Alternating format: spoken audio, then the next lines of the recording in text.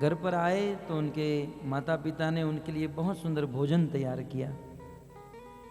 भोजन बना तब तक तो संध्या का समय हो गया, और उस ब्राह्मण देवता को जब भोजन परोसा गया, ब्राह्मण ने कहा हम भोजन नहीं करेंगे। क्या हुआ? बोले हम संध्या के बाद भोजन नहीं करते हैं। बोले आप भोजन नहीं करोगे तो हमारा क्या होगा? हमारे घर से अतिथि भूखे जाएंगे, हमारा धर्म टूट जाएगा। इस प्रकार निम्बाकाचार्य के माता पिता अनुनय विनय कर रहे थे, बहुत बहुत निवेदन कर रहे थे, लेकिन उस ब्राह्मण देवता ने ना कह दिया, हम नहीं ग्रहण करेंगे। तब सुदर्शन के अवतार निम्बाकाचार्य आए, बोले ब्राह्मण देवता आप संध्या के बाद भोजन नहीं करते हो ना, तो अभी कहां संध्या हुई है? संध्या नहीं हुई है, अभी तो सूर्य है आकाश में। बोले कहां है? चलो मैं आपको दिखाता हूं।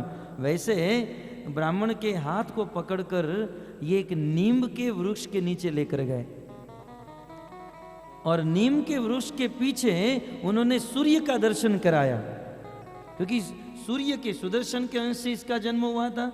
अब जो चाहे वह कर सकते थे। उन्होंने नीम के वृक्ष के पीछे सूर्य का दर्शन कराया, ब्राह्मण ने भोजन कर लिया। लेकिन उस दिन से नीम के पीछे अर्क का दर्शन करवाने के कारण उनका नाम हो गया निम्बार्क। निम्ब, नीम का वृक्ष माने निम्ब, अर्क माने सूर्य, निम्बार्काचार्य। तो इस प्रकार ये भगवान के सुदर्शन की महिमा है। और भगवान को, सुदर्शन को आदेश देने की जरूरत नहीं, हर टाइम आदेश देने की जरूरत नहीं है। भागवत के 9वें स्कंद के 4th अध्याय में वर्णन है, भगवान ने ऑलरेडी पहले से ही सुदर्शन को आदेश देकर रखा है, भले तुम मेरे हाथ में घूमता रहे, लेकिन इस संसार में यदि कोई व्यक्ति किसी भक्त को परेशान करता है तो सुदर्शन तुझे मेरी आज्ञा लेने की जरूरत नहीं। मेरे भक्त के ऊपर कोई आपत्ति डालता है तो तुरंत उसका वध कर देना है। इसलिए जब दुर्वासा मुनि ने अम्बरीश महाराज को मारने का प्रयास किया, है ना, भागवत में यह कथा आती है, अम्बरीशो महाभाग, अम्बरीश महाराज जो नाभाग के पुत्र हुए, बहुत बड़े भगवान के भक्त थे। कहते हैं सप्त द्वीपवती मही, 7 द्वीप वाली पृथ्वी के एक छत्र चक्रवर्ती सम्राट थे। और अम्बरीश महाराज के पास इतनी संपत्ति थी, इतनी संपत्ति थी, सुखदेव गोस्वामी कहते हैं आज यदि इतनी संपत्ति किसी को मिल जाए तो वो पागल हो जाए, वो अपनी सारी सुध बुध खो बैठेगा। उन्होंने लिखा, उन्होंने सूत्र दिया कि अम्बरीश जितनी संपत्ति यदि किसी को मिल जाए तो उसको अभिमान बढ़े बिना रह नहीं सकता है, और उस संपत्ति के अभिमान के फल स्वरूप वो नरक में ही जाएगा। लेकिन इतनी इतनी संपत्ति होने पर भी अम्बरीश महाराज उस संपत्ति को क्या समझते थे? स्वप्नवत। 7 द्वीप वाली पृथ्वी के राजा होते हुए भी पृथ्वी की संपत्ति को माटी का ढेला समझते थे। भले ये कुछ नहीं, माटी का ढेला। जिस धन संपत्ति पैसों के लिए हम रात दिन घूमते हैं, मेहनत परिश्रम करते हैं, उस संपत्ति को अम्बरीश महाराज माटी का ढेर समझते थे। हमारे इतिहास में एक कथा आती है रांका और बांका की। रांका और बांका ये दोनों पति पत्नी थे, भगवान के परम भक्त थे।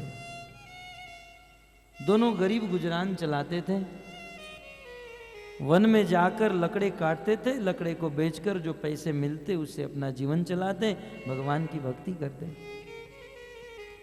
एक समय की बात, रांका पति का नाम, बांका पत्नी का नाम, ये दोनों वन से अपने घर वापस लौट रहे थे। पति आगे, पत्नी पीछे पीछे चली आ रही थी। तो रास्ते से चलते चलते रांका ने, पति ने देखा कि करोड़ों रुपये का सोने का हार पड़ा है। हम होते तो दूसरी मिनट न होने देते, तुरंत लेकर जेब में रख लिया होता, फिर जो भी प्लान करना है करेंगे। लेकिन एक ही सेकंड में रांका ने सोच लिया कि बोले मेहनत करके गरीब गुजरान चला रहे हैं ये ठीक है, ये हराम की संपत्ति हमें नहीं चाहिए। भगवान के प्रति भक्ति, धन में कोई आसक्ति नहीं थी। लेकिन रांका ने सोचा यदि मेरी पत्नी इस सोने के हार को देखकर लोभित हो गई तो काम बिगड़ जाएगा। इसलिए उसने क्या किया, लकड़े की बोरी को नीचे रखा, एक खड्डा किया और उस खड्डे में उस हार को डालकर मिट्टी से भर दिया। पत्नी दूर से तब तक निकट आ गई। पत्नी ने अपने पति रांका से पूछा, पति देव ये क्या कर रहे थे आप? बोले प्रिय कुछ नहीं कर रहा था। नहीं नहीं बताओ क्या कर रहे थे आप? बोले कुछ नहीं कर रहा था। बोले सच सच बताओ क्या कर रहे थे? वो तो सच सच बोल दिए कि मुझे सोने का हार मिला, मेरा मन उस हार पर नहीं गया, लेकिन मैंने सोचा कि तुम्हारा मन यदि हार पर चला जाएगा तो, इसलिए उस सोने के हार को मैंने गाड़ दिया, उस पर मैंने मट्टी डाल दी। तब जानते हैं उनकी पत्नी ने क्या कहा? बोले पतिदेव क्यों आपने अपनी 10 मिनट बिगाड़ दिए कार्य करने में? ये मट्टी के ऊपर मट्टी डालने से क्या लाभ था? पति से पत्नी 10 गुना आगे निकल गई। पति के मन में तो अभी ये भाव था कि ये माटी है और ये सोना है, लेकिन पत्नी ने क्या कहा, पतिदेव क्यों परेशान हो रहे थे? मिट्टी के ऊपर आपने मिट्टी डाल दी। मेरे लिए तो दोनों मिट्टी के समान है। क्यों? क्योंकि मेरा मन निरंतर कृष्ण के चरणों में लग चुका है। महाराज परीक्षित ने प्रश्न पूछा कि इतना इतना ऐश्वर्य धन संपत्ति होने पर भी अम्बरीश महाराज उस धन संपत्ति को लोष्टवत माटी के ढेले के समान समझते थे, इसका कारण क्या था? तब कहते हैं इसका कारण सवे मनः कृष्ण पदारविंदयो वाञ्छन्सि वैकुंठ गुणानुवर्णने करोर्हरे मंदिरमार्जनादिषु श्रुतिं चकारा च्युत सत्कथोदये मुकुन्दलिंगा लय दर्शने दृशो यद्भृत्य गाता। सुखदेव गोस्वामी कहते हैं कि अम्बरीश महाराज धन संपत्ति को माटी समझते थे। इसका कारण कि उनका मन भगवान के चरणों में लग चुका था, उनके कान भगवान की कथा सुनने में लग चुके थे, उनके नेत्र भगवान का दर्शन करने में लग चुके थे, उनकी वाणी भगवान का नाम जप करने में, गुणगान करने में लग चुकी थी, उनके हाथ भगवान की सेवा करने में लग चुके थे, उनके चरण भगवान के मंदिर में जाने के लिए लग चुके थे, उनका शरीर भक्तों को आलिंगन करने में लग चुका था। अपने प्रत्येक अंग से भगवत भक्ति के कार्य करते थे, इसलिए उनकी धन में कोई आसक्ति नहीं थी। ऐसे महाभागवत अम्बरीश महाराज भगवान के परम भक्त, और उन्होंने एकादशी व्रत का पालन किया। भक्तों आज दशमी है, कल एकादशी है।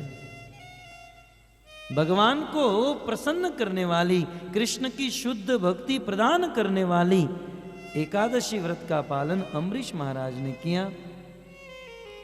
और दूसरे दिन जब पारण करने जा रहे थे, जितनी महिमा एकादशी की उतनी महिमा द्वादशी पारण की।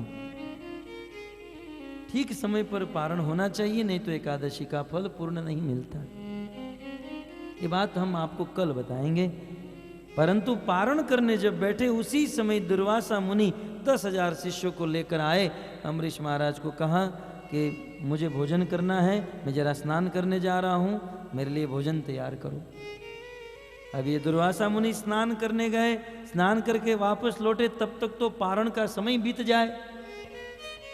अम्बरीश महाराज धर्म संकट में फंस गए कि यदि मैं दुर्वासा मुनि की राह देखता हूं तो एकादशी व्रत का फल नहीं मिलेगा, पारण ठीक से नहीं होगा, और यदि मैं पारण कर लेता हूं तो दुर्वासा मुनि क्रोधित हो जाएंगे, क्या करूं? तो वहां पर अनेकों संत थे, अम्बरीश महाराज ने अनेकों साधु संतों से सलाह मशवरा की, बोले बताइए मुझे क्या करना चाहिए। तब वरिष्ठ संतों ने कहा आप एक काम करो, जल ग्रहण कर लो, क्योंकि जल भोजन में नहीं गिना जाता है और दूसरी ओर से भोजन पारण भी हो जाता है। अम्बरीश महाराज ने जल ग्रहण किया, दुर्वासा जी आए और पता चला इसने जल पी लिया। अब जल पिया या शरबत पिया, उसे क्या तकलीफ होने वाली? जल पिया हो या ड्राई फ्रूट मिल्क शेक पिया हो, दुर्वासा को क्या तकलीफ थी?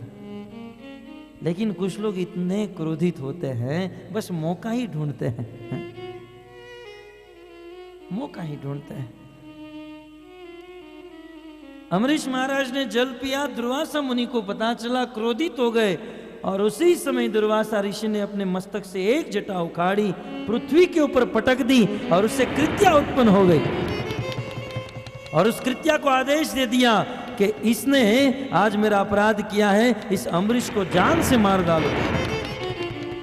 उसी समय वह कृत्या हाथ में तलवार लेकर दौड़ती हुई अम्बरीश को मारने के लिए वह महाभागवत अम्बरीश के पास गई। परंतु सुखदेव गोस्वामी कहते हैं कि अम्बरीश महाराज को भगवान के ऊपर इतना विश्वास था कि वह कृत्या तलवार लेकर दौड़ कर आ रही है मारने के लिए, लेकिन परंतु फिर भी न चचाल भू, एक कदम भी अम्बरीश पीछे नहीं हटे, उसी स्थान पर खड़े रहे, भगवान के ऊपर आश्रित होकर अवश्य रक्षिबे कृष्ण, मारे कृष्ण राखे के इस संसार में कृष्ण जिसको मारना चाहते हैं, यदि कृष्ण की इच्छा है मैं मर जाऊं तो कितना भी उपाय कर लूं, मुझे मरना होगा। और कृष्ण यदि चाहते हैं कि मैं न मरूं तो दुनिया की कोई ताकत मुझे मार नहीं सकती। विश्वास था अम्बरीश महाराज को भगवान के ऊपर। न चचाल भू, एक कदम भी वहां से नहीं हिले। और वह कृत्या आई और कृत्या जब तक अम्बरीश महाराज के पास पहुंचे तब तक तो भगवान का यह सुदर्शन चक्र वहां पर प्रकट हो गया। कृष्ण ने पहले से ही सुदर्शन को आदेश देकर रखा है कि मेरा आदेश लेने की जरूरत नहीं, मेरे भक्त को जो परेशान करता है उसका गला काट देना। उसी समय सुदर्शन चक्र प्रकट हो गया, सर्वप्रथम कृत्या को मार डाला और कृत्या को मारने के बाद दुर्वासा ऋषि को मारने के लिए उनके पीछे दौड़ा। दुर्वासा जी आगे आगे, सुदर्शन चक्र पीछे पीछे। लोक लोकांतर अनेकों लोक में, कहीं समुद्र में, कभी पाताल में, कभी अतल वितल तलातल हैं, अनेकों अनेकों लोक में दुर्वासा जी गए, लेकिन ये सुदर्शन चक्र उनका पीछा नहीं छोड़ा। ब्रह्मा जी के पास ब्रह्मलोक में गए, पिताजी मेरी रक्षा करो। बोले मैं तुम्हारी रक्षा नहीं कर सकता क्योंकि तुमने महाभागवत अम्बरीश का अपराध किया। शिव जी के कैलाश में गए, भोलेनाथ यह सुदर्शन चक्र मुझे जला रहा है, तड़पा रहा है, मेरा पीछा नहीं छोड़ रहा है, आप तो मेरी रक्षा करो। बोले ये और किसी का अपमान किया होता या भगवान का भी अपमान किया होता तो एक बार में बचा लेता, परंतु तुमने भगवान के भक्त का अपमान किया। अम्बरीश जल्दी इस कैलाश को खाली करो, नहीं तो सुदर्शन के तेज से मेरा कैलाश जलकर राख हो जाएगा। अम्बरीश महाराज, परंतु शिव जी ने जाते जाते इतना कहा कि यदि दुर्वासा जी इस चक्र से बचना चाहते हो तो जिसके हाथ से यह चक्र निकला है उनके पास जाओ। दुर्वासा जी वैकुंठ में भगवान विष्णु के पास गए और भगवान के धाम के प्रभाव से वह चक्र रुक गया। दुर्वासा जी भगवान को प्रणाम किए, बोले प्रभु आप मुझे क्षमा कीजिए, ये आपका चक्र 1 साल से मेरा पीछा कर रहा है। 1 साल बीत गया ये चक्र घूमते घूमते, दुर्वासा को भागते भागते। बोले 1 साल से ये चक्र मुझे जला रहा है, मेरी पीठ देखिए जलकर राख हो गई। प्रभु आप अपने इस चक्र को आदेश दीजिए रुक जाए। तब भगवान विष्णु कहते हैं दुर्वासा जी मैं कुछ नहीं कर सकता हूं,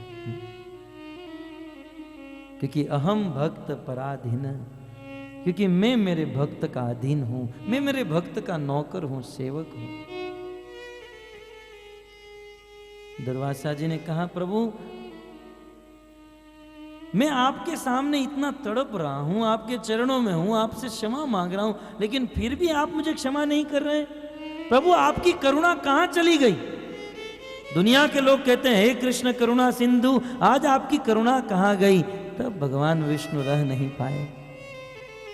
बोले दुर्वासा जी ये दया नाम का जो तत्व है ना, ये दया होती है हृदय से, है? ये दया कहां से उत्पन्न होती है? करुणा और दया दिल से, हृदय से उत्पन्न होती है। और ये साधु जो है ना, भक्त मेरा हृदय है। साधव हृदय मह्यम, साधु मेरे हृदय हैं, भक्त मेरे हृदय हैं। और आज तुमने मेरे भक्त को मार डाला, भक्त को मारने का प्रयास किया, मेरा हृदय जल चुका है, अब दया नहीं हो सकती है। मैं कुछ नहीं कर सकता हूं दुर्वासा, कुछ नहीं कर सकता। इसलिए तो भगवान ने कहा ना, हरो रुष्टे गुरु यात्रा, गुरु रुष्टे न कश्चन। भगवान यदि रूठ गए तो उसे मनाया जा सकता है, लेकिन वैष्णव यदि रूठ गए इसका कोई परित्राण नहीं। भगवान भी कुछ नहीं कर पाए, लेकिन भगवान ने कहा दुर्वासा जी, अब आपकी रक्षा वही कर सकते हैं जिसका आपने अपराध किया है। जाना है तो उनकी शरण में जाओ। उसी समय दुर्वासा जी अम्बरीश महाराज के पास आए। भक्तों, अम्बरीश महाराज को तो देखो कि जिस दिन से दुर्वासा ऋषि वहां से भागे सुदर्शन के भय से, उस दिन से अम्बरीश महाराज ने कुछ नहीं खाया। भक्त का प्रभाव, 1 वर्ष तक अम्बरीश महाराज ने उपवास किया कि मेरे घर से साधु भूखा गया, एक संत मेरे घर पर आया और भूखा चला गया, मैं कैसे खा सकता हूं। उसी स्थान पर अम्बरीश महाराज खड़े थे। दुर्वासा मुनि आए और दुर्वासा मुनि अम्बरीश महाराज के चरणों में दंडवत प्रणाम करने लगे। अम्बरीश महाराज ने उठा लिया, बोले गुरुजी ये क्या कर रहे हैं? दुर्वासा जी ये क्या कर रहे हैं? बोले ये सुदर्शन चक्र मुझे जला रहा है। उसी समय अम्बरीश महाराज ने ऐलान किया कि हे सुदर्शन चक्र, यदि आज तक मैंने भगवान की भक्ति की है, मैंने स्वप्न में भी किसी से द्वेष नहीं किया है, किसी की निंदा और ईर्ष्या नहीं की है, तो आप इस दुर्वासा का पीछा छोड़ दीजिए। मैं मेरे जीवन की सारी साधना, तपस्या, भक्ति इस दुर्वासा ऋषि को दान में देता हूं, और उस भक्ति के फल से आप यहां से वापस चले जाइए। इतना सुनकर सुदर्शन चक्र वहां से वापस चला गया। सुदर्शन तो चला गया, परंतु दुर्वासा जी को पता चल गया है। कुछ श्लोक में दुर्वासा ने उद्गार कहा है भक्तों का, वाह धन्य है वैष्णव, धन्य है। दुर्वासा जी ने कहा कि आज तक मैं नहीं समझा कि कृष्ण अर्जुन के रथ को क्यों चलाते हैं। आज तक मुझे यह पता नहीं था कि कृष्ण यशोदा के हाथ में बंध क्यों जाते हैं, यहां तक गोपियों की थप्पड़ भी खा लेते हैं, रोने भी लगते हैं। आज मुझे पता चला कि ये वैष्णव, ये भक्त कृष्ण को अपने वश में कैसे कर लेते हैं। धन्य है अम्बरीश, धन्य है आपको। मैं आपको मारने के लिए तैयार हो गया, मैंने आपके ऊपर अपकार किया, लेकिन आपने अपना सब कुछ देकर मेरे ऊपर उपकार किया। आज मैं वैष्णव की महिमा को जान गया है कि वैष्णव किसे कहते हैं। वैष्णव जन तो तेने कहिए, जे पीड़ पराई जाने। अम्बरीश महाराज के चरित्र से ज्ञात हुआ, दूसरों की पीड़ा को जाने, इसे वैष्णव कहते हैं। तो भक्तों, सानुगा सह चक्रिणा, फिर से श्लोक के ऊपर आ जाइए। सुध गोस्वामी कहते हैं कि पांडवों ने पितामह भीष्म को प्रणाम किया, साथ साथ सुदर्शन चक्र धारण करने वाले भगवान श्री कृष्ण ने भी प्रणाम किया। चक्रिणा, विचार कीजिए भक्तों, अनंत कोटि ब्रह्मांड के अधिपति है, जो अपनी एक आंख घुमाए करोड़ों ब्रह्मांड गिर जाए। परम ब्रह्म, परम ईश्वर, जन जन के हृदय में रहने वाले परम भगवान पितामह भीष्म को प्रणाम कर रहे हैं। कृष्ण की लीला तो देखिए, कितनी अद्भुत लीला है। धन्य है भगवान श्री कृष्ण है। पितामह भीष्म सोए हुए हैं और भगवान श्री कृष्ण चलकर उनके पास आए हैं पितामह भीष्म को मिलने के लिए, उनको दर्शन देने के लिए। तो भक्ति में यह ताकत है, भक्ति में इतनी शक्ति है कि अनंत कोटि ब्रह्मांड के अधिपति जो भगवान किसी के वश में नहीं हो सकते हैं। आज तक दुनिया की कोई ताकत भगवान को बांध नहीं पाई। दुर्योधन बांधने चला था, आदेश दे दिया अपने सैनिकों को, ये कृष्ण को, ये ग्वाले को बांध दो, बंदी बना दो। कृष्ण ने विराट स्वरूप दिखाया। दुर्योधन कहां से तू बांधेगा? न तो मेरा आदि है न अंत है, आदि अंत वंत कौन थे है? न तो मेरी कोई शुरुआत है न मेरा अंत है, तू कहां से मुझे बांधेगा? दुनिया की कोई ताकत कृष्ण को बांध नहीं सकती। अरे कृष्ण की बात छोड़ दीजिए, कृष्ण की एक बहुत छोटी सी शक्ति है माया, और वह माया दुनिया के समस्त जीव को बांध कर रखी है। ओतम पोतम पटवधत्त विश्वम। जैसे बैलगाड़ी चलाने वाला बैलगाड़ी के ऊपर बैठा है और रस्सी के द्वारा उस बैल के नाक में उस रस्सी को डालकर उस बैल को वश में कर लेता है, वैसे भगवान माया रूपी रस्सी से संसार से के समस्त जीवों को बांध कर रखे हैं। करोड़ों करोड़ों ब्रह्मांड और उनके जीवों को बांधने वाले भगवान को कोई बांध सकता है? कोई नहीं बांध सकता। इस संसार में कोई भगवान को वश में नहीं कर सकता, लेकिन भगवान की भक्ति में इतनी ताकत है, इतनी शक्ति है कि यदि कोई व्यक्ति कृष्ण से प्रेम करने लगे तो कृष्ण उसके हाथ में बंध जाते हैं, कृष्ण उनके हो जाते हैं। हमारे इतिहास में एक बहुत बड़े संत हुए जिसका नाम था रसखान। जैसा नाम वैसा ही गुण, जिसके हृदय में माधुर्य है, रस के खान थी वह। उन्होंने लिखा, शेष गणेश दिनेश महेश सुर सेहु जाहि निरंतर गावे, नारद से सुख व्यास रहे पचिहारी पुनीत व पार न पावे। अनंत शेष अनंत मुख से अनंत काल से हैं, भगवान अनंत का गुणगान कर रहे हैं, लेकिन आज तक शेष नहीं कर पाए। ये दिनेश गणेश महेश, ये नारद सुख व्यास, ये सब लोग गुणगान करते जा रहे हैं, लेकिन आज तक पार नहीं पा पाए। जाहि अनादि अनंत अभेद, जो अनादि है, जो अनंत है, जो अभेद है, जिसको कोई प्राप्त नहीं कर सकता। बड़े बड़े योगी योग करते रह जाते हैं, ध्यानी ध्यान करते हैं, उसके ध्यान में कृष्ण के चरण तक नहीं आते हैं। लेकिन ऐसे महिमामय कृष्ण को ताही गोकुल की छोहरिया, छचिया भरी छाछ पे नाच नचावे। गोकुल में रहने वाली गोपियां कृष्ण की भक्ता उसी परम महिमामय कृष्ण को एक लोटे छाछ के लिए कहती है, कृष्ण ठुमका मारना पड़ेगा, नाचना पड़ेगा, तो कृष्ण उसके सामने नाचने लगते हैं। कृष्ण कहते हैं छाछ चाहिए, बोले नाचना पड़ेगा आधा घंटा। तो कृष्ण अनेकों कला से नाचते थे, और नाचने के बाद गोपियां कहती थी, आज तेरे नाच में मजा नहीं आया, छाछ नहीं मिलेगी। कृष्ण लाचार हो जाते थे, नहीं मुझे दीजिए छाछ।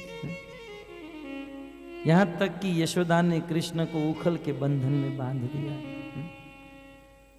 सत्यव्रत मुनि कहते हैं कि आप लोग धोखा मत खा जाना, ये कृष्ण किसी रस्सी के बंधन में नहीं बंधे हैं, ये कृष्ण तो यशोदा के प्रेम के बंधन में बंधे हैं। इसलिए नमस्ते स्तुताम्ने स्फुरदीप्तिदाम्ने त्वदीयोदरायाथ विश्वस्य धाम्ने। नमस्ते स्तुताम्ने स्फुरदीप्तिदाम्ने आइए प्रेम से। हे कृष्ण, कृष्ण मैं यशोदा को प्रणाम नहीं करता हूं, कृष्ण मैं नंद बाबा को भी प्रणाम नहीं करता हूं, कृष्ण मैं आपको भी प्रणाम नहीं करता हूं।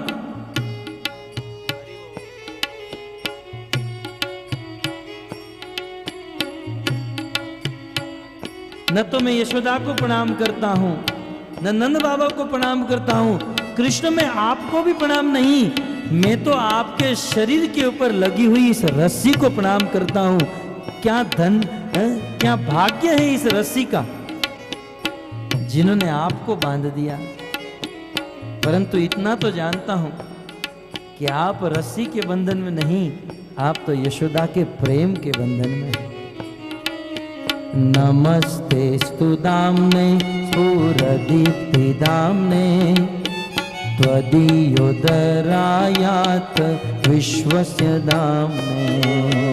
नमस्ते स्तु दाम्ने स्फुरदीप्ति दाम्ने त्वदीयोदरायात् विश्वस्य दाम्ने।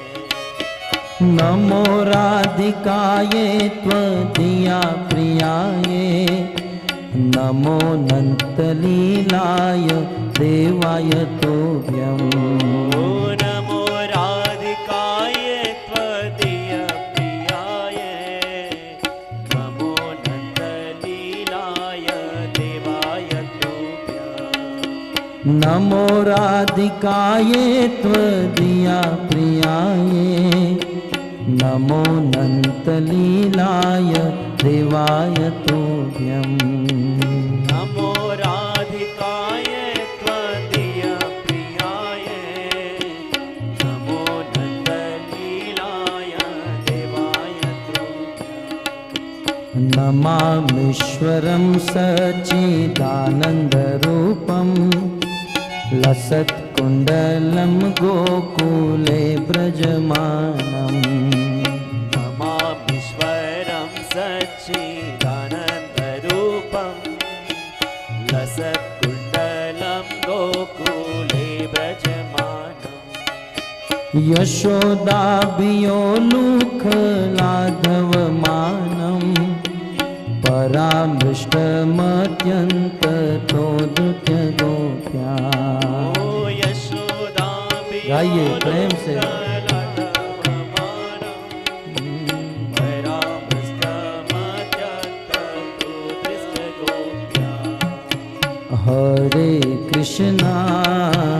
हरे कृष्णा कृष्णा कृष्णा हरे हरे हरे राम राम राम हरे हरे।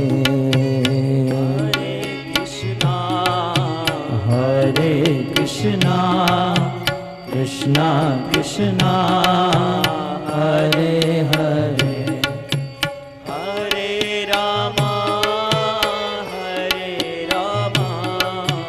राम राम हरे हरे।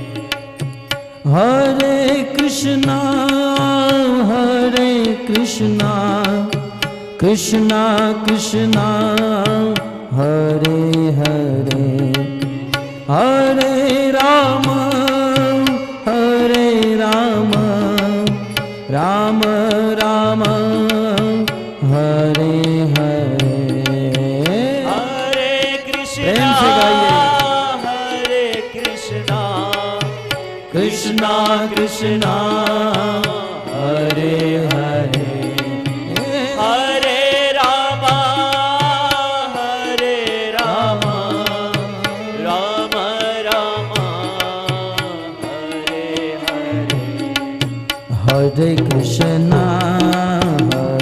कृष्णा कृष्णा कृष्णा हरे हरे हरे राम राम राम हरे हरे। कृष्णा कृष्णा कृष्णा कृष्णा हरे हरे हरे राम राम राम हरे हरे। हाँ हरे कृष्णा कृष्णा कृष्णा हरे हरे हरे राम राम राम हरे हरे। हरे कृष्णा कृष्णा कृष्णा हरे हरे हरे राम राम राम हरे हरे। दामोदर राधा दामोदर राधा दामोदर राधे। जय राधा दामोदर राधा दामोदर जय श्री श्री राधा दामोदर राधा दामोदर राधा दामोदर राधा दामोदर राधे। राधा दामोदर राधा दामोदर राधे। भगवान श्री कृष्ण अन्य किसी के वश में नहीं हो सकते। भक्तिसामृत सिंधु में रूप गोस्वामी ने कह दिया सुदुर्लभ। ये कृष्ण की भक्ति जो है, कृष्ण को प्राप्त करना सुदुर्लभ, दुर्लभ ही नहीं, सुष्ठु रूपेण बहुत दुर्लभ है। लेकिन यदि कोई कृष्ण की भक्ति करे तो कृष्ण सुलभ हो जाते हैं। और यहां तक कृष्ण की भक्ति करने वाला व्यक्ति कभी कभी संसार में भक्ति करने के बाद कृष्ण को भूल जाता है। भक्त भगवान को भूल सकता है, परंतु भगवान अपने भक्तों को कभी नहीं भूल सकते। भगवान निश्चित अपने भक्त को दर्शन देने के लिए उपस्थित हो जाते हैं। उसके ज्वलंत प्रमाण मुचकुंद महाराज वरदान में नींद मांग ली, मुझे नींद चाहिए। आखिर तो भक्त थे। मुचकुंद महाराज सो रहे हैं और कृष्ण भाग रहे हैं। क्यों भाग रहे हैं? अपने भक्त को दर्शन देने के लिए। ये है भगवान की करुणा, भगवान की कृपा। जो व्यक्ति कृष्ण की भक्ति करता है, कृष्ण उसके वश में हो जाते हैं। और भक्तों, राज की बात कहूं, कृष्ण की भक्ति करने वाले के वश में कृष्ण हो या न हो, मान लो थोड़ा बहुत डाउट हो सकता है, लेकिन कृष्ण के भक्त की यदि कोई भक्ति कर दे तब तो कृष्ण हिल नहीं सकते, उसको वश में होना ही है। इसलिए नरोत्तम दास ठाकुर कहते हैं, नरो तमे करो दया आप नार बली, ए बार करुणा करो वैष्णव गोसाई। ए बार करुणा करो वैष्णव गोसाई। इस भजन के अंत में कहते हैं कि हे वैष्णव ठाकुर, ज्यादा नहीं, बस आप एक बार अपने मुख से बोल दो कि ये नरोत्तम मेरा आदमी है। आप एक बार ऐसा कह दोगे, वैष्णव के मुख से निकल गया कि नरोत्तम मेरा है, तो भगवान को कैसे भी करके अपना बनाना ही पड़ेगा, इसमें कोई संशय नहीं है। इसलिए भगवान की भक्ति करने से भगवान जल्दी मिले या न मिले, परंतु भक्त की भक्ति करने से भगवान जल्दी मिल जाते हैं। और भगवान मिलते ही नहीं, भक्त की भक्ति करने वाले को भगवान चलकर दर्शन देने के लिए आते हैं। और इसका ज्वलंत प्रमाण रामायण की परम भक्ता देवी शबरी। शबर कुल में जिनका जन्म, इनका नाम शबरी नहीं था, यह जातिवाचक नाम है। जैसे सूत गोस्वामी, ये इनका नाम नहीं है, इनका नाम तो है उग्र श्रवा। ये सूत इनकी जाति है। वैसे शबरी जो है नाम नहीं, शबर कुल में इनका जन्म हुआ था। शबर माने जो लोग सुअर को खाते हैं, उस कुल को शबर कहा जाता है। तो शबर कुल में जन्म हुआ शबरी का। ऐसा संतों का मानना है कि इनका पूर्व जन्म किसी राजा की कन्या के रूप में हुआ था। बहुत धनी राजा की कन्या थी। स्वाभाविक जन्म से भगवान और भक्तों के प्रति प्रेम था। सत्संग करना चाहती थी, परंतु लोक लज्जा के कारण नहीं कर सकती थी। कुंभ में आत्महत्या करके अंतिम इच्छा भगवान को अर्पित करते हुए कह दिया, प्रभु यदि मनुष्य जन्म देना हो तो अगला जन्म किसी राजा के घर पर नहीं, किसी गरीब परिवार में देना। इसलिए दूसरा जन्म शबर परिवार में हुआ। धीरे धीरे यह कन्या बड़ी हुई, विवाह का दिन करीब आया। उनके घर पर अनेकों भेड़ बकरे बांध कर रखे गए थे। शबरी ने अपनी मां से पूछा, मां आज हमारे घर में इतने सारे भेड़ बकरे क्यों हैं? शबरी की मां ने कहा, बेटा कल तेरी शादी है, विवाह है, और हमारे यहाँ विवाह में बारातियों को मांस खिलाया जाता है, इसलिए न चाहकर भी हमें करना पड़ा। शबरी ने सोचा, मुझे एक के लिए इतने जीवों की हत्या? मगर तो ऐसे विचार पुण्यशाली के हृदय में ही आ सकते हैं। आज तो लोग जीवों को कैसे काट कर मार कर खा रहे हैं। भारत में तो फिर भी अच्छा, हम लोग अभी 15-10 दिन पहले बैंकॉक थाईलैंड गए थे। वहां तो दया आ गई, करुणा आ गई। वहां प्रसिद्ध सी फूड प्रसिद्ध है।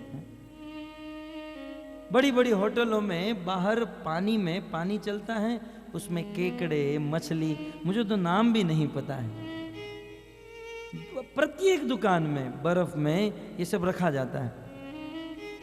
बड़े बड़े लोग, धनी लोग आते हैं और जो मछली हिलती हैं, चलती हैं, जो केकड़े घूमते हैं, उनमें से जो अच्छा डिजाइन में होता है उसको ऐसे पकड़ लेते हैं और पकड़कर होटल में अपनी सीट के ऊपर बैठ जाते हैं। और फिर वो केकड़ा जीवित, वो हिलता है बेचारा, और उसको दे देते हैं। वो अंदर जाकर फ्राई करके न जाने क्या क्या बनाकर उसको पिरोस देते हैं। मैंने पूछा, एक प्लेट का कितना? बोले 5,500 रुपया।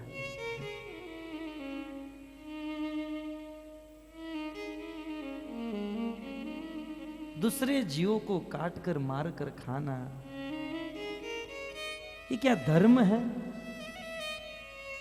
परंतु ऐसा विचार किसी पुण्यशाली आत्मा को ही आ सकता है। शबरी के हृदय में विचार आया, मेरे कारण इतने जीवों की हत्या। उसी रात को शबरी अपने घर को छोड़कर निकल गई, क्योंकि एक वैष्णव, एक भक्त ब्रह्मा से लेकर चींटी तक किसी को परेशान नहीं करता है। भक्त किसी को परेशान नहीं करता, प्रत्येक जीव को सुख देने का काम होता है भक्त का।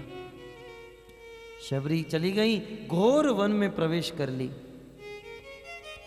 मातंग ऋषि का आश्रम था, उस आश्रम के निकट रहने लगी। मातंग ऋषि जगह उनके पहले उस आश्रम में जाकर आश्रम को स्वच्छ कर देती, साफ सफाई कर देती और फिर चली जाती। मातंग ऋषि देखते कि हमारे जगने से पहले इतना सुंदर आश्रम कौन बना रहा है, इतनी सेवा कौन कर रहा है? 1 दिन, 2 दिन, 5 दिन, 10 दिन। अब तो मातंग ऋषि ने सोचा इसको ढूंढना पड़ेगा। हम होते तो सोचते अच्छा हमारा काम हो गया है, बिना पैसे के घर पर झाड़ू लग जाता है, बिना पैसे के पोछा लग जाता है। हम होते तो ढूंढते नहीं, हो चलने देते, जब तक चलता है तब तक। लेकिन ये तो ऋषि मुनि थे ना, ज्ञानी थे।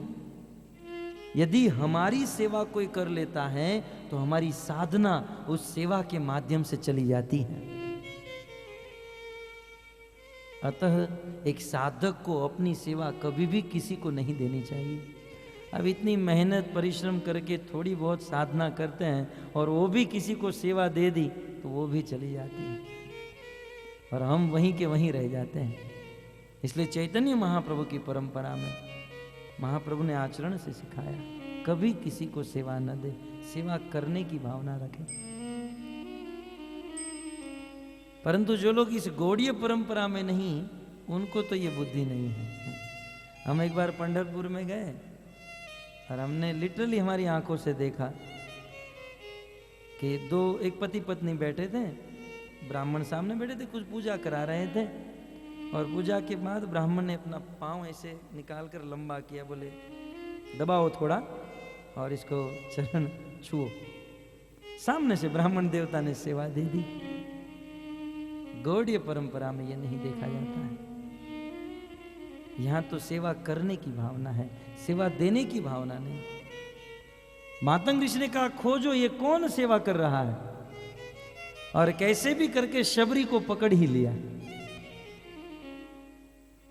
तब शबरी ने निवेदन किया कि मैं यहाँ से आई हूँ और मैं आपकी सेवा करना चाहती हूँ। मातंग ऋषि ने अपनी कुटिया में छोटी सी जगह दे दी। रोज शबरी सेवा करती, मातंग ऋषि के मुख से प्रवचन सुनती, वैष्णवों की सेवा, साधुओं की सेवा करते करते दिन बीते गए और एक दिन मातंग ऋषि के मृत्यु का दिन निकट आया। अंतिम घड़ी थी। मातंग ऋषि इस जगत को छोड़कर जा रहे थे। देवी शबरी चरणों में गिर गई। गुरुवर आप चले जाएंगे, मेरा क्या होगा, कौन कथा सुनाएगा।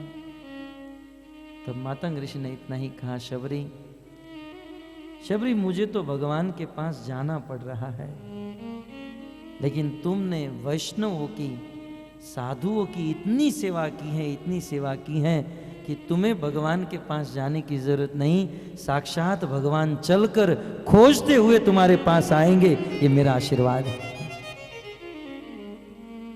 भगवान की सेवा करने वाले को तो भगवान के पास जाना पड़ा, लेकिन भगवान के भक्तों की सेवा करने वाले के पास भगवान चलकर आए।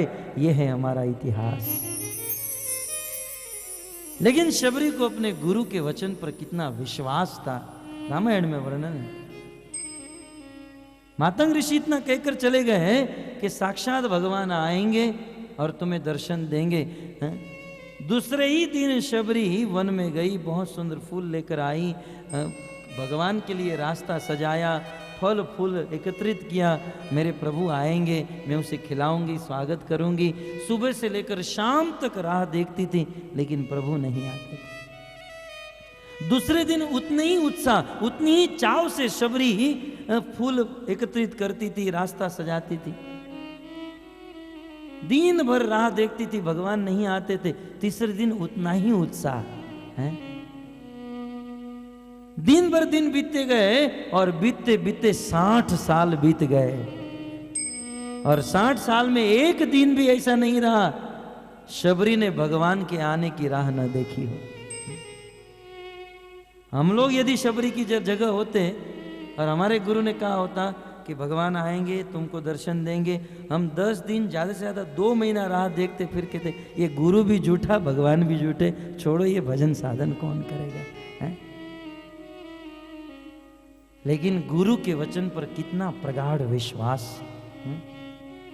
रूप गोस्वामी और आंखों में अश्रु लिए शबरी के हृदय में एक ही भाव है। सूरज उगे ने मारी उगती रे आशा, संध्या ढळे ने मने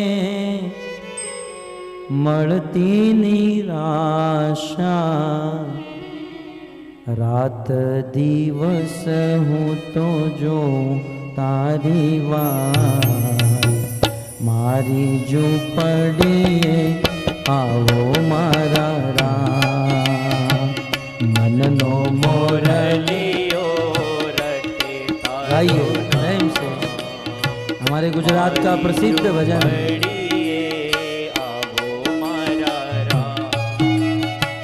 मननो मोरलियो रटे कारुना,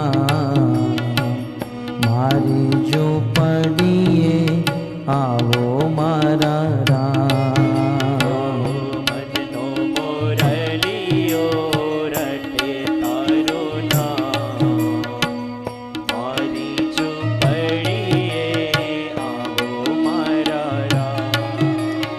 एक बार आवी पूरो हैया केरी हाँ, मारी जो पड़िए आवो मारा राम, एक बार आवी पूरो हैया केरी हाँ, मारी जो पड़िए आवो मारा।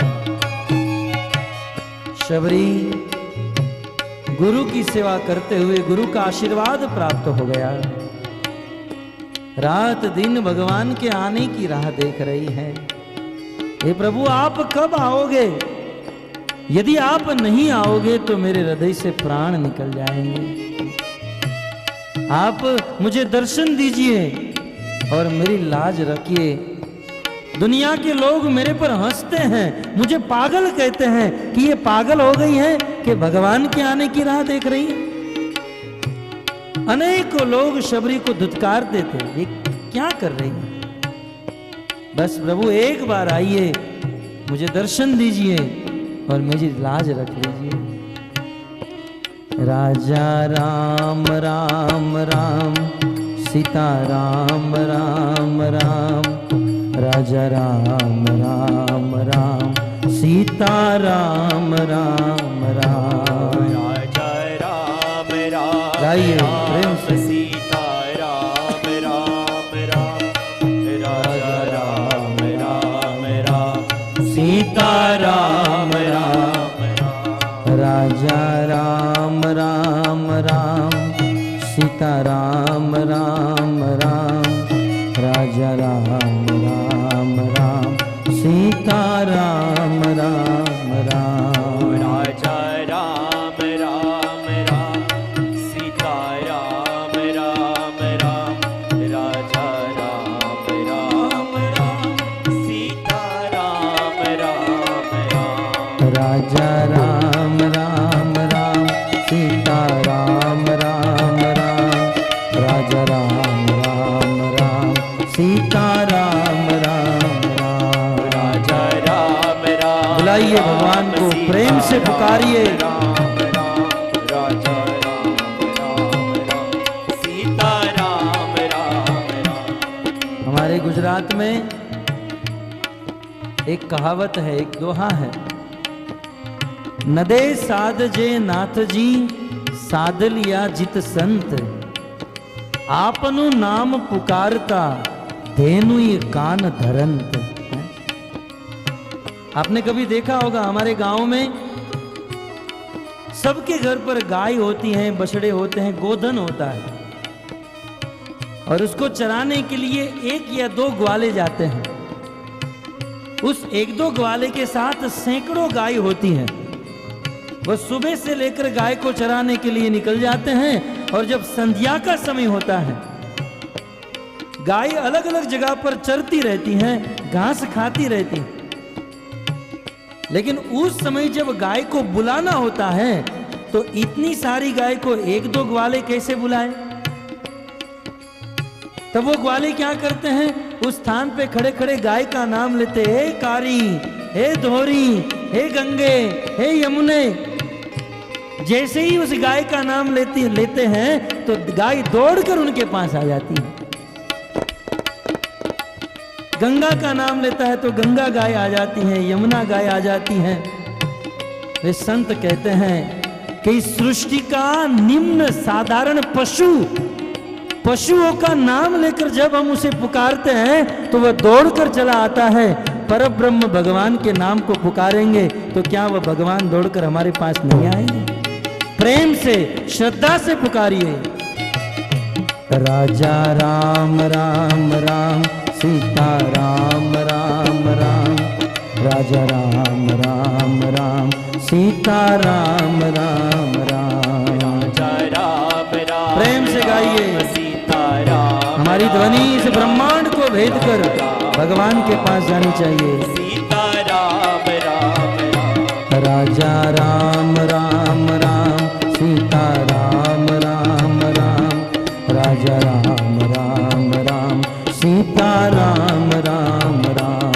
राजा राम राम राम, सीता राम राम राम, राजा राम राम राम, सीता राम राम राम। राजा राम राम राम, सीता राम राम राम, राजा राम राम राम, सीता राम राम राम। राजा राम राम राम, सीता राम राम राम, राजा राम राम राम, सीता राम राम राम। राजा राम राम राम, सीता राम राम राम, राजा राम राम राम, सीता राम राम राम। राजा राम राम प्रेम से गाइए भगवान का पवित्र नाम। राजा राम राम राम, सीता राम राम राम।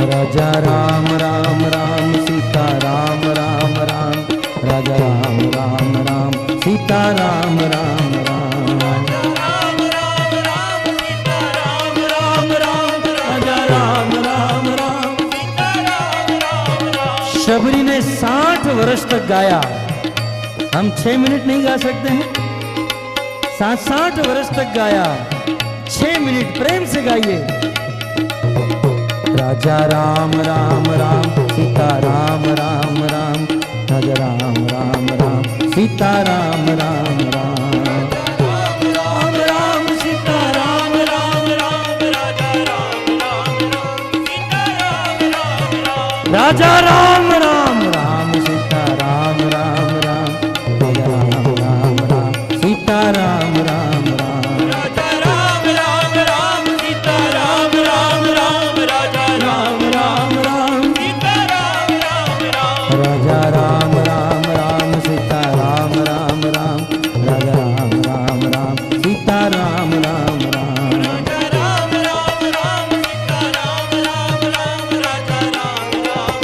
सीता राम राम राम, राजा राम राम राम सीता राम राम राम, राजा राम राम राम सीता राम राम राम, राजा राम राम राम सीता राम राम राम, राजा राम राम राम सीता राम राम राम। शबरी के द्वारा भगवान को पुकारते हुए भगवान श्री रामचंद्र का हृदय पिघल गया और एक दिन वह पवित्र दिन उदय हो चुका। साक्षात भगवान श्री रामचंद्र लखन लाल के साथ चलते चलते चलते शबरी के आश्रम में आ ही गए। देवी शबरी ने भगवान राम का दर्शन किया, स्वागत किया, भगवान राम को बहुत सुंदर आसन पर बिठाया और देवी शबरी नाचने लगी। रघुपति राघव राजा राम, पतित पावन सीताराम, रघुपति राघव राजा राम, पतित पावन सीताराम, राजा राम राजा राम, पतित पावन सीताराम, राजा राम राजा राम श्री रामचंद्र भगवान की जय। सीताराम, राजा राम पतित पावन सीताराम, राजा राम पतित पावन सीताराम, हाँ रघुपति राघव राजा राम, पतित पावन सीताराम, रघुपति राघव राजा राम, पतित पावन सीताराम, सीताराम तुम्हारी जय जय हो, सीताराम तुम्हारी जय जय हो, सीताराम तुम्हारी जय जय हो, सीताराम तुम्हारी जय जय हो, अवधेश तुम्हारी जय जय हो, अवधेश तुम्हारी जय जय हो, अवधेश तुम्हारी जय जय हो, अवधेश तुम्हारी जय जय हो, सीताराम तुम्हारी जय जय हो, तुम्हारी जय जय हो,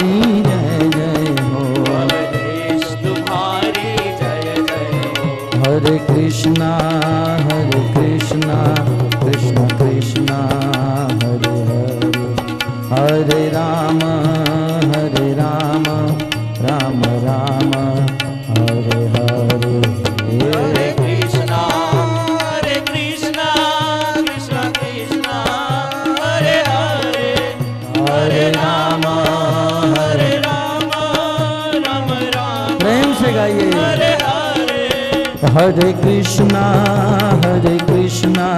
कृष्णा कृष्णा हरे हरे, हरे राम राम राम हरे हरे। हरे कृष्णा कृष्णा शबरी और राम का मिलन हुआ है, प्रेम से। हरे राम राम राम हरे हरे। हरे कृष्णा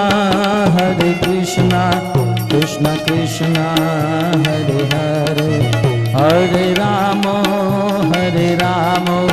राम राम हरे हरे।